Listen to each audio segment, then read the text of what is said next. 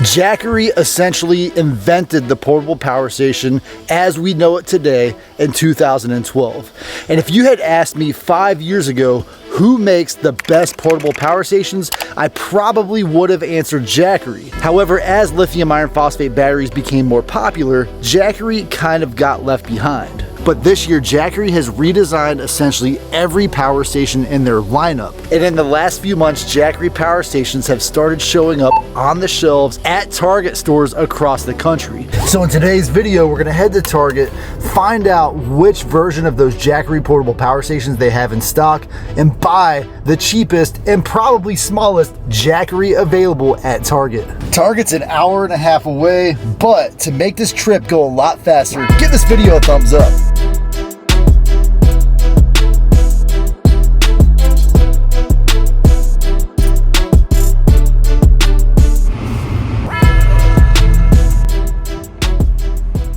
All right, guys, we're at Target. Let's go see what they got in there.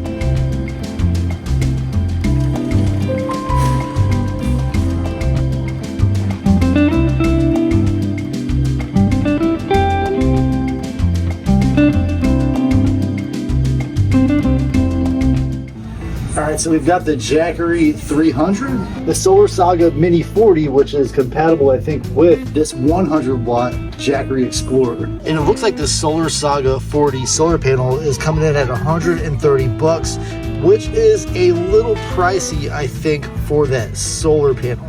But I'm noticing that this Mini 100, so this Jackery Explorer 100 Plus, is listed as $129, but on Target's website it's listed as $89. And so it looks like they also carry the Explorer 700 Plus. So in Target we have the Explorer 100 Plus, the Explorer 300 Plus, which I recently did a review on, and then the Explorer 700 Plus. And this is kind of funny right here. We've got a MacBook plugged into this 700 Plus, or 2000, which is not even available here, but it's a USB-C cable in this AC inverter when it could have been plugged in straight to the USB-C outlet.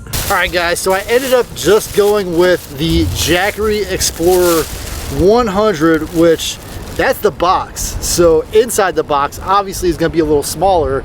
So this thing is absolutely tiny, but it was $129 on their display. It was $99 in their app.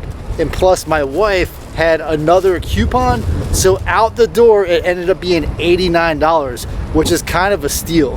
And so I opted not to get that 40-watt Solar Saga solar panel, and the reason for that is, for even a small device like this, that 40-watt solar panel is still gonna take at least 2.5, if not 3 or 4 hours to charge in direct sunlight. This thing is capable of accepting up to 100 watts of solar power capability. And so for that reason, if you are gonna get a solar panel, I would just bump it up all the way to 100 watts. Well, folks, don't forget this is a YouTube video, and so my wife made a trip to Target the other day, and I asked her while you were there, can you please pick up this Solar Saga 40 that I should have got so that I could make this video as complete as possible. And so now that I'm back at home settled, let's get these items unboxed, see what you get, and see how powerful they are.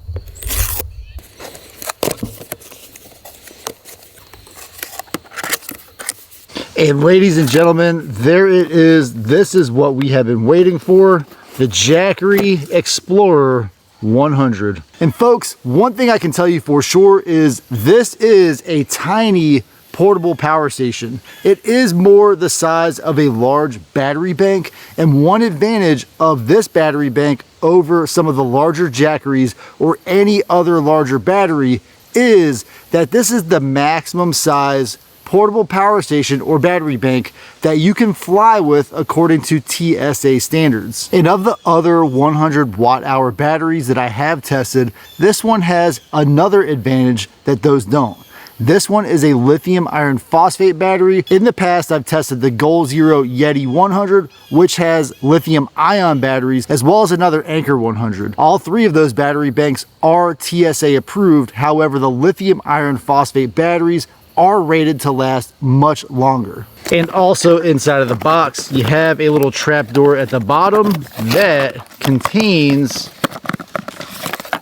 the last two pieces, your DC 8mm barrel plug to USB-C adapter, and then your USB-C to USB-C charging and discharging cable. This Explorer 100 off the shelf did come to me at a completely dead state of charge. So let's get that solar panel unboxed and plug it in and see if we can get this thing to turn on. And similar to the Explorer 100 Plus, this Jackery does have a nice seal that once opened, I'm assuming I probably could never return this. I don't plan to return this device, but wow. One thing that Jackery absolutely crushes the competition at in 2024 is the packaging of its devices. This solar panel has a very nice hasp on it that is magnetic, and I can simply drop it down and this thing is pretty solid. That's about the size of it right there. In some of their pictures or videos, they do show this solar panel maybe hanging off the back of a backpack, something like that. This thing is actually very solid for a foldable solar panel. You probably can't see it very well in the camera, but the one thing I do not like about Jackery products is they make a lot of their connectors proprietary. And so this little connector to this solar panel goes to a specific cable, which I'm assuming is in this bag.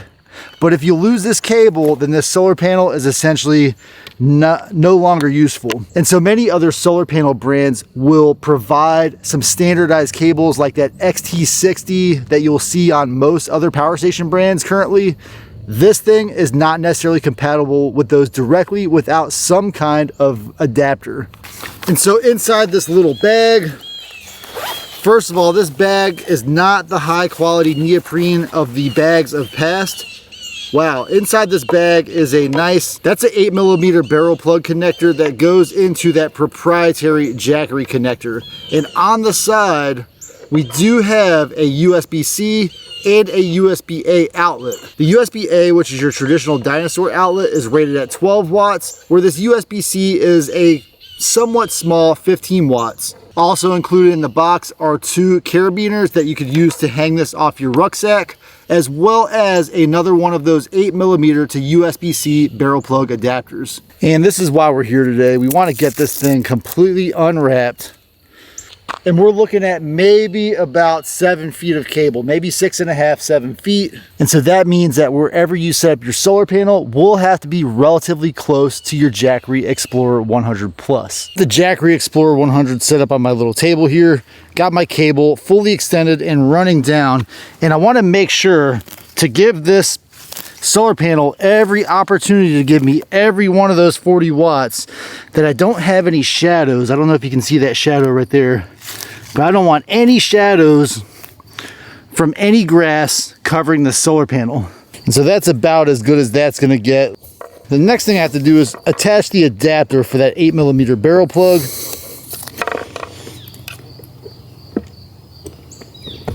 This is why we're all here. We want to see, can this solar panel charge up this little mini Jackery? I'm currently pulling in about 4 watts, which is kind of not great for the size of the solar panel. I'm going to try to move the panel around and see what else I can put into it. And I just want to note that this display here is crazy dim. So you will definitely need to squint and look at this thing directly to see what it's displaying. I genuinely do not believe you will be able to read this display, but the max that I've seen on it so far is 28 watts. I've got the solar panel essentially as clear as can be. One thing to keep in mind with solar panels like this is any of these grass blades going across the bottom, putting a little bit of a shadow on there, can impact the solar capability of that panel. So at the current rate of about 25 watts, it says that this solar panel will charge this tiny Jackery in about 4 hours. Something important to keep in mind is that that Jackery is rated to accept 20 volts at 5 amps, which does come into 100 watts.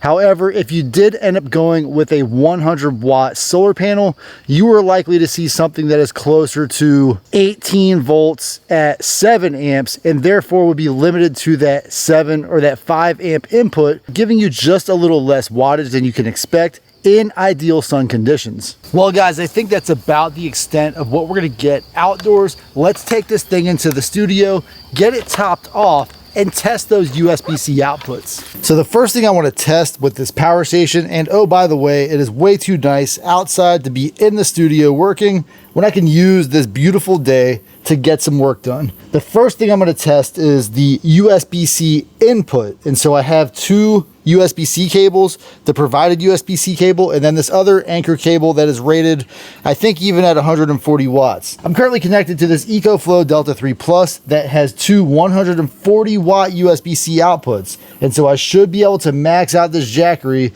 in each of these inputs or both of them at the same time. And I went ahead and charged the battery up just to about 18% while I was editing some of the video. So let's get that first input. We should bang up to 100 watts within just a few seconds. And I find it very interesting that we're kind of stabilizing at 70 watts output, and that is from that EcoFlow Delta 3 Plus. Let me go ahead and pop in the second USB-C. And even more surprising, with that second USB-C plugged in, I am stable at around 60 watts. And so let me disconnect this anchor cable and see if this is the limiting factor. So it looks like the system there was prioritizing the orange cable. It did max out at about 60 watts. Let me go to the other side here. And so it's very interesting that we're essentially maxing out at about 60 to 70 watts from this EcoFlow. It could be a factor of the EcoFlow's output. And so just for the sake of testing, I have another power station here that puts out 100 watts.